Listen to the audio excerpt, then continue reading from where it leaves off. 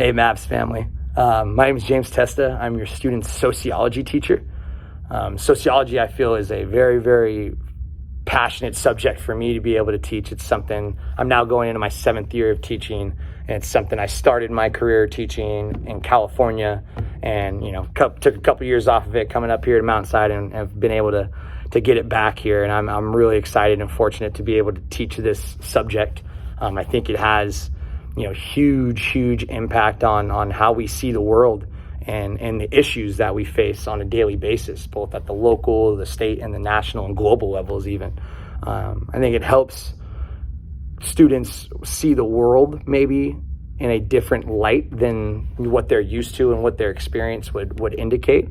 It helps to broaden their horizons, see things through other people's perspectives, experience different cultures and the ways other societies do things, to kind of evaluate, are we doing things the best way here? Could we be improving? What do we do really well that we could share with others? But sociology is a very intricate study on human societies. Why do we act the way we do? How are we influenced by the things that we don't necessarily see, these big social institutions? So it's very, very interesting, and I'm really, really fortunate to be able to teach this to your students. In terms of elements of our syllabus, we're starting out with kind of just talking about what sociology is, how do we go about doing sociology in an academic setting, and we're just started a culture unit not too long ago, but we'll talk about things like systems of inequality, we'll talk about gender norms and gender dynamics in our society, we'll look at social class, we'll look at race and ethnicity and those dynamics and how they present themselves in our society, and really this overarching theme of how much free will do we have, and how much is social determinism kind of play into our lives, which is kind of an overarching sociological question.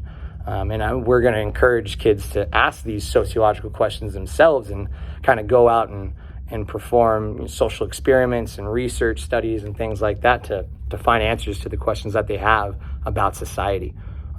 Students can be the most successful in my class by showing up with a positive attitude, bringing an open mind, especially in sociology. They're going to be challenged to think differently and see other sides of a debate or an issue that they may not be used to or comfortable doing. But we really want to lay a groundwork in our class for a safe, positive place to have some challenging discussions. I feel the social studies classroom is kind of one of the last opportunities people have to really interact with people who think very differently from themselves. As we move on in our lives, that tends to get a little bit more selective with who we hang out with and who we're around. But in a public social studies classroom, we have a really cool opportunity to see other perspectives and that challenge our thinking, or add a little bit more confidence to how we think.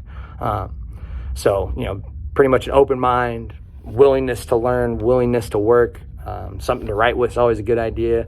Charged laptop and their computer charger. If it's not, they can always plug in and charge it in the classroom. But we try to make everything available digitally so they can access it whenever and wherever, but also like providing hard copies and things like that.